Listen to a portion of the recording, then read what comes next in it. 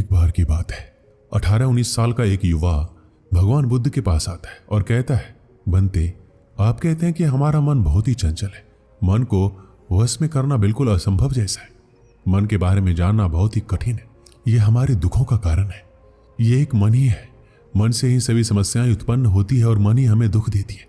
तो बुद्ध, आप ही बताइए कि हमारा मन फिर इतना बुरा क्यों है? मन को जानना, बस में करना बिल्कुल लगभग असंभव जैसा है। तो फिर हम इस मन की माया जाल से, मन के इस भ्रम से बाहर कैसे आएंगे? इसे कैसे समझेंगे? इन दिनों में अपनी समस्या से बहुत परेशान हूं और आप कहते हैं समस्या नाम की कोई चीज नहीं है, सारे मन का करा धराया है, मन ही कराता है, मन में ही सुख है, मन में ही दुख है। आपके सरपटे बातों को मैं समझ नहीं पा रहा हूं, क्या आप इसे कृपया स्पष्ट करने का कष्ट करेंगे? आपका मैं बहुत आभारी रहूंगा। फिर भगवान बुद्ध कहते हैं, मन को बस में करना यानी कि मन को नियंत्रण करना यह असंभव जैसा ही है, लेकिन मैं ये नहीं कहता कि यह असंभव ही है। असंभव जैसा है, लेकिन इसे हम अपने बुद्धि विवेक से नियंत्रण कर सकते, अपने वश में रख सकते। और फिर भगवान बुद्ध आगे बताते हुए कहते हैं, लेकिन उससे पहले तुम्हें इन 5 बातों को समझना होगा। पहला चरण है, किसी के द्वारा दिए गए लालच को समझो। जब हमारा मन अशांत होता है तो यह हमें कई तरह के लालच देता है। यह हमारे जीवन में प्राप्ति और अधिकार के प्रतिदिन आकर्षण को दिखाता है, जैसे कि हमारे जीवन में धन संपत्ति की इच्छा, अधिकार, मान सम्मान, प्रतिष्ठा, प्रशंसा, इन सभी चीजों की इच्छा हमारे मन ही दिखाता है। यह हमें, हमारा मन अपनी आकर्षणशीलता में हमें व्यस्त रखता है और हमें उस वस्तु या फिर अनुभव की ओर खींचता है जो कि हमें पर्याप्त से ज्यादा मिलता है, और हम लालच के सागर में डूबते चले जाते हैं।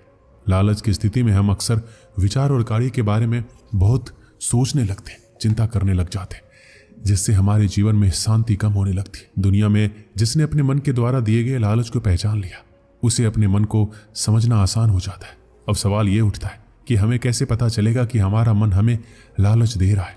अगर हमें हमारा मन लालच दे भी रहा है तो क्या वो लालच व्यर्थ है? यह सब तुम्हें पता चलेगा तुम्हारे अनुभव से, क्योंकि मन के लालच के अनुसार इंसान जो भी काम अतिपूर्व करता है उसमें तो उसे हानि होती ही है, लेकिन हानि होने के बाद उन्हें अनुभव भी होता है। उसे एक उदाहरण से समझते हैं। मन के लालच के द्वारा मनुष्य नशा करता है, क्योंकि उसका मन उसे दिखाता है कि नशा में सुख है, नशा में शांति है। लेकिन जिन्होंने ये देख लिया कि नशा करने से थोड़े समय के लिए खुशी तो मिलती है, लेकिन बाद में यह सदा के लिए दुख देती रहती है, नशा केवल दुख है, यह जीवन में हमें हानि देती है, वो व्यक्ति उस नशा से मुक्त होना शुरू कर देगा। इसी तरह जो व्यक्ति ये जान लिया कि ईर्ष्या से खुद का नाश होता है, वह व्यक्ति ईर्ष्या से भी मुक्त होने लगेगा। और मन को समझने का यही पहला चरण है। दूसरा चरण है खोज पर निकलना।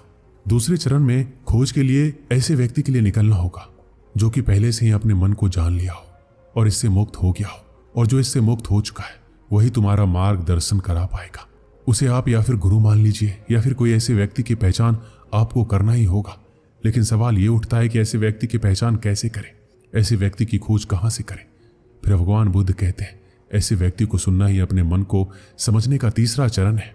भगवान बुद्ध की बातें सुनकर लोग दुविधा में फंस जाते थे, लोगों के मन में सवाल उठने लग जाते थे। फिर वो व्यक्ति बुद्ध से कहता है, क्या इसे देखकर पता नहीं किया जा सकता है? बुद्ध कहते हैं, देखकर पता नहीं किया जा सकता है, क्योंकि ये सारा दृश्य हमें हमारा मन ही दिखाता है। कोई व्यक्ति तुम्हें दिखने में शांत और अच्छा लग सकता है, लेकिन उसके मन के भीतर क्या है उनके शब्दों से ही पता चलता है।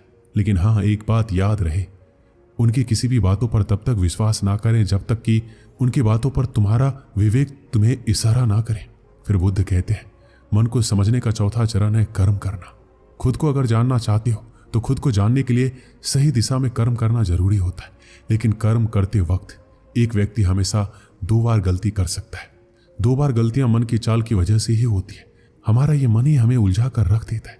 पहली गलती है उस काम की शुरुआत ही नहीं करना। जब भी आप उस काम को करने की शुरुआत करने की कोशिश करोगे, उस वक्त आपका मन आपको दूसरा काम दिखाएगा ताकि आप उसे समझ ना सको। और दूसरी गलती यह है कि उस काम को पूरा करने में पूरा रास्ता तय नहीं करना, आधे अधूरी में छोड़ देना। इन दोनों में हमारा मन ही मुख्य कारण है, क्योंकि एक व्यक्ति अपने कर्म को इसलिए पूरा नहीं कर पाते क्योंकि वो सोचता है कि मैं काम को कल से शुरुआत करूंगा। अधिकांश लोग का तो ये सोच बैठता है कि मैं इस काम में असफल हो जाऊंगा। इन दोनों सोच में हमारे भीतर नकारात्मकता ही दिखती है, और यह हमारे भीतर नकारात्मकता को हावी कर देता है, जिसकी वजह से हम असफल ही होते हैं। क्या आपने कभी सोचा है कि हमारी इन गलतियों का मुख्य कारण क्या है? ऐसी कौन सी कमी है जिनकी वजह से हम अपने कर्म को पूरा नहीं कर पाते? वो कमी है जागरूकता की, बुद्धि की। जब किसी मनुष्य के अंदर जागरूकता की कमी होती है तो उस व्यक्ति का मन उसे कभी भी सही दिशा में चलने नहीं देता है। जागरूकता की कमी से ही व्यक्ति अपने मन की उत्सुकता और इच्छाओं की संयम बनाए रखने में कमजोर पड़ता रहता है। वो अपने इंद्रियों के आकर्षण से अधिक प्रभावित हो सकते हैं, संवेदनशील हो जाते हैं और उसका परिणाम स्वरूप वो अपने जीवन में खराब आदतें और खराब निर्णय ले सकते हैं। और फिर भगवान बुद्ध आगे कहते हैं, मन को जानने का 5वां नियम है जागरूकता। मन को जानने और समझने का ये 5वां चरण बहुत ही महत्वपूर्ण है। इसलिए अपने जीवन में जो भी कार्य करो पूरे जागरूकता के साथ करो, क्योंकि जब आप जागरूकता के साथ कोई भी काम करोगे तो उस वक्त तुम्हारा मन तुम्हें धोखा नहीं दे पाएगा, तुम्हें भटकाएगा नहीं, वो अपनी चालों में तुम्हें कभी फंसा नहीं पाएगा। क्योंकि जब तुम जागरूक रहोगे तो उस वक्त तुम्हारा विवेक भी तुम पर रहेगी और मन को नियंत्रण करता रहेगा। तुम्हारा विवेक तुम्हें सही दिशा में लेकर जाएगा।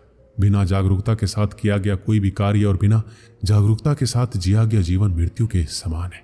फिर उस व्यक्ति के मन में फिर से एक सवाल उठता है। फिर वो लड़का भगवान बुद्ध से पूछता है, बुद्ध आप कहते हैं कि जागरूक रहो, लेकिन इस जागरूकता को हम कैसे बढ़ा सकते हैं, मार्गदर्शन कीजिए।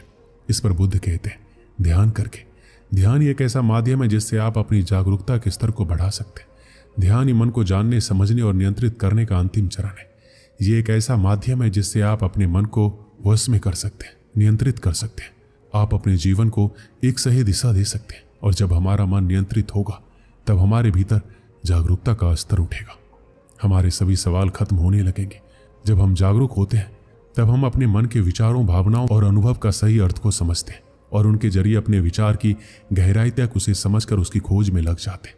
जागरूकता से अपने मन के सभी सवालों का जवाब मिलते हैं, क्योंकि हम सभी अपनी सामग्री में संवेदनशीलता का अनुभव करते हैं। इसलिए हर कदम में अपने जागरूकता का इस्तेमाल करना चाहिए।